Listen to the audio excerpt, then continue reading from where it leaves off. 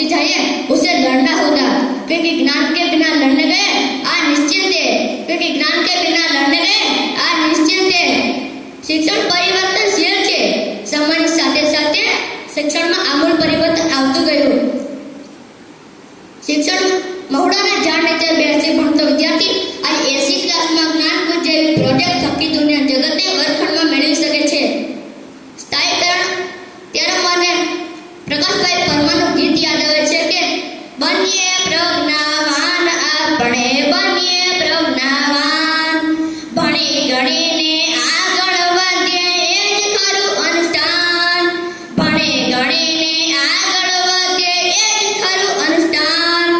આજનો યુગ જ્ઞાનનો છે, ટેકનોલોજીનો યુગ છે, તેથી દેશ અને દુનિયા સાથે હસ્તોત કરવા આપણે કટિબદ્ધ બની જ રહ્યું। ત્યારે મને અબ્દુલ કલામ સાહેબનું વાક્ય યાદ આવે છે કે સપનો वो नहीं है जो आप नींद में देखते हो, सपना वो नहीं है जो आप नींद में देखते हो, सपना वो है जो आपको नींद नहीं आने दे, सपना वो है जो आपको नींद नहीं आने दे।